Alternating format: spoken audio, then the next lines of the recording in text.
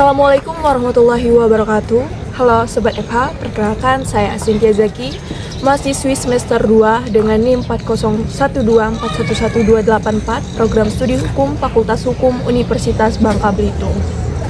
Tujuan saya membuat video kali ini untuk memenuhi tugas mata kuliah Hukum Internasional dengan dosen pengampu Bapak Sintong Arion Hutapea, SHMH, di mana materi yang akan saya paparkan yaitu terkait dengan Vatikan, Tahta Suci. Vatikan adalah sebuah negara enklave yang dikelilingi tembok di dalam kota Roma di Italia, dengan luas area sekitar 44 hektar dan populasi sebesar 842 jiwa. Vatikan merupakan negara independen terkecil di dunia, baik area maupun populasinya, yang diakui secara internasional.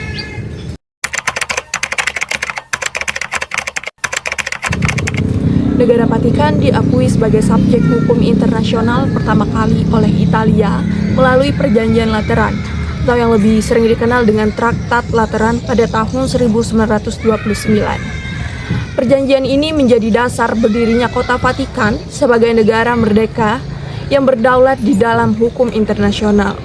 Selain itu, Vatikan memenuhi kriteria sebagai subjek hukum internasional berdasarkan Konvensi Montevideo tahun 1933 yang menetapkan 4 syarat utama.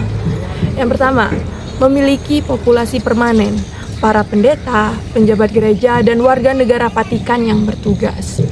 Yang kedua, memiliki wilayah tertentu, wilayah Vatikan yang berada di dalam kota Roma, tepatnya di Italia. Yang ketiga, memiliki pemerintahan yang berfungsi, kepemimpinan oleh Paus dan administrasi oleh Kuria Romawi. Yang keempat, mampu menjalani hubungan internasional. Vatikan memiliki hubungan diplomatik dengan lebih dari 180 negara. Vatikan juga merupakan pihak dalam berbagai perjanjian internasional dan anggota organisasi internasional seperti World Intellectual Property Organization atau WIPO dan UNESCO. Meskipun bukan anggota Perserikatan Bangsa-Bangsa PBB, Vatikan memiliki status pengamat tetap di PBB dan memungkinkannya berpartisipasi dalam diskusi global. Dalam hubungan internasional, Vatikan dikenal sebagai Tahta Suci atau Holy See, yang merupakan representasi spiritual dan diplomatik gereja Katolik di dunia. Tahta Suci memiliki hubungan diplomatik dengan banyak negara, termasuk Indonesia, yang memiliki perwakilan diplomatik khusus untuk Vatikan. Meskipun Vatikan bukan negara dalam pengertian tradisional, karena tidak memiliki penduduk tetap, dalam arti warga negara yang bebas. Kedudukannya dalam hukum internasional setara dengan negara lain. Pengakuan ini memungkinkan Vatikan untuk terlibat dalam perjanjian internasional dan berpartisipasi dalam urusan diplomasi global. Dengan adanya Traktat Lateran tahun 1929, Tahta Suci Vatikan memperoleh partisipasi aktif dalam hubungan internasional dan menjadikannya subjek hukum internasional yang diakui oleh berbagai negara. Tahta Suci telah diakui baik itu dalam hal praktis kenegaraan maupun dalam tulisan para sarjana hukum modern sebagai subjek hukum internasional dengan hak dan kewajiban yang analog dengan negara berdaulat. Meskipun Tahta Suci karena berbeda dengan Vatikan yang tidak memenuhi kriteria mapan dalam hukum kenegaraan internasional, yakni memiliki penduduk permanen, wilayah yang pasti, pemerintah yang stabil, dan kapasitas untuk berhubungan dengan negara lain.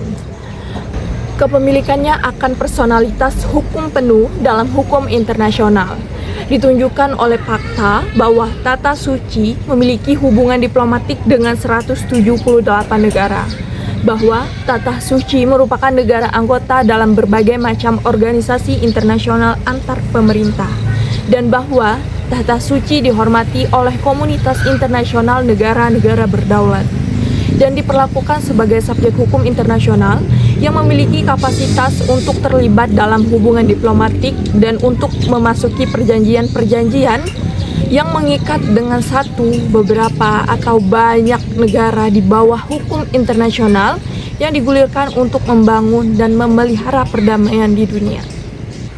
Sistem hukum di negara Kota Vatikan.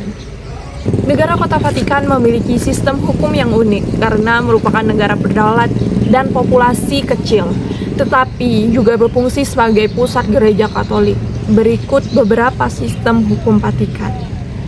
Yang pertama, Hukum Dasar Negara Kota Vatikan atau Konstitusi Vatikan. Hukum ini merupakan konstitusi Vatikan yang ditetapkan oleh Paus Yohanes Paulus II pada tanggal 26 November tahun 2000 dan mulai berlaku pada tanggal 22 Februari tahun 2001. Hukum ini menggantikan konstitusi Vatikan tahun 1929 yang dibuat setelah perjanjian Traktat Lateran dan antara Vatikan dan Italia. Isi dan fungsi hukum dasar Vatikan terdiri dari 20 pasal yang mengatur struktur Vatikan, termasuk wewenang paus, badan pemerintahan, dan prosedur hukum. Mengatur bagaimana Vatikan menjalankan hukum politik dan administratifnya. Menegaskan bahwa paus memiliki kekuasaan tertinggi dalam pemerintahan Vatikan. Mengatur peran kardinal, sekretariat negara, dan berbagai lembaga kepausan. Yang kedua, hukum kanonik. Hukum kanonik adalah hukum utama yang mengatur kehidupan dalam gereja Katolik, termasuk struktur gereja, sakramen, moralitas, dan administrasi. Hukum ini berlaku di seluruh dunia bagi gereja Katolik, tetapi di Vatikan, hukum ini juga memiliki fungsi sebagai hukum negara. Sumber hukum kanonik yang pertama, Kodeks Hukum Kanonik atau Kodeks Luris Kanonik yang mengatur hukum gereja secara umum. Yang kedua, dekrit dan instruksi kepausan, peraturan yang dikeluarkan oleh paus dan lembaga gereja-gereja lainnya. Bidang yang diatur oleh hukum kanonik yang pertama ada struktur gereja Katolik, yaitu mengatur hierarki gereja mulai dari paus, kardinal, uskup hingga imam dan umat Katolik.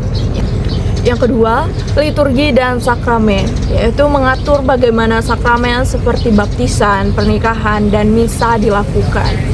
Yang ketiga, hukum perdata dalam gereja, mengatur kontrak, perkawinan, dan hak-hak milik dalam gereja. Yang keempat, moralitas, mengatur standar etika dan perilaku dalam ajaran Katolik. Yang kelima, pengadilan gereja atau tribunal gerejawi yang bertanggung jawab atas kasus-kasus yang berkaitan dengan hukum gereja, termasuk kasus penceraian dan disiplin para imam. Yang ketiga, hukum sekuler Vatikan. Selain hukum kanonik, Vatikan juga memiliki hukum sekuler untuk mengatur aspek kehidupan sipil dan administrasi pemerintahan.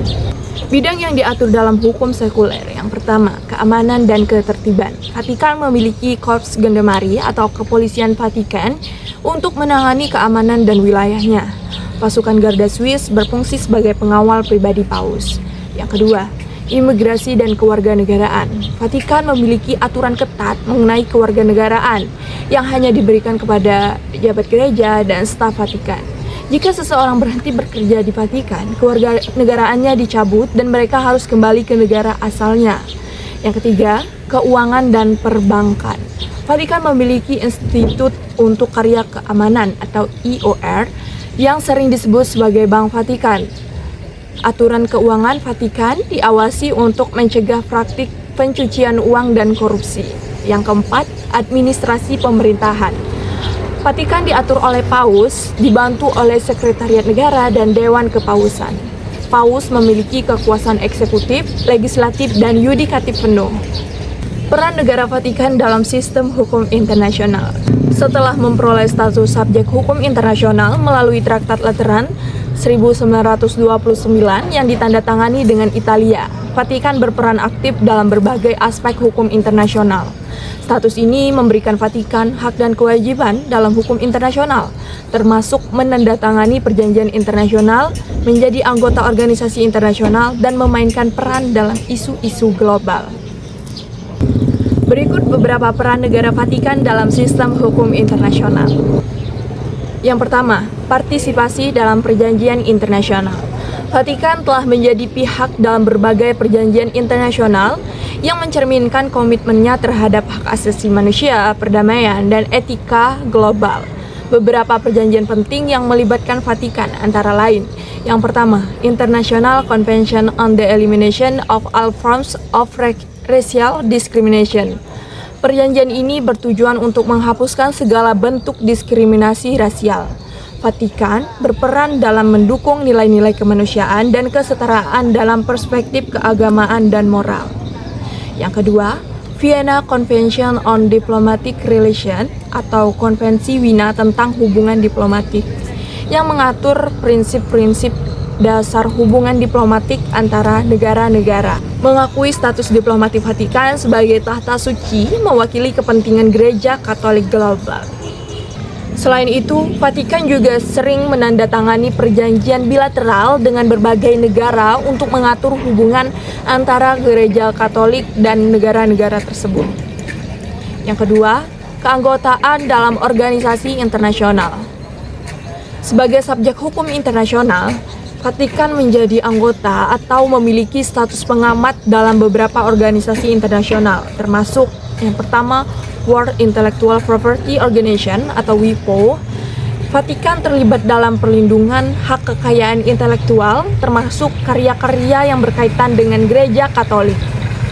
Yang kedua, United Nations Educational, Scientific and Cultural Organization atau UNESCO. Vatikan mendukung pelestarian warisan budaya, pendidikan, dan penelitian ilmiah. Beberapa situs di Vatikan seperti Basilika Santo Petrus dan Arsip Rahasia Vatikan diakui sebagai warisan dunia oleh UNESCO. Yang ketiga, International Atomic Energy Agency atau sebagai pengamat. Vatikan mendukung penggunaan energi nuklir untuk tujuan damai dan menolak proliferasi senjata nuklir. Yang keempat, Dewan Eropa dan Organisasi Perserikatan Bangsa-Bangsa atau PBB. Sebagai pengamat, Vatikan memiliki status pengamat tetap di PBB sejak 1964 yang memungkinkan partisipasi dalam diskusi tanpa hak suara. Dengan keterlibatan dalam organisasi-organisasi ini, Vatikan memainkan peran dan mempromosikan perdamaian, pendidikan, dan keadilan sosial di tingkat internasional. Sekian materi yang dapat saya paparkan, kurang dan lebihnya saya mohon maaf. Saya ucapkan terima kasih. Wabillahi taufiq wal hidayah. Wassalamualaikum warahmatullahi wabarakatuh.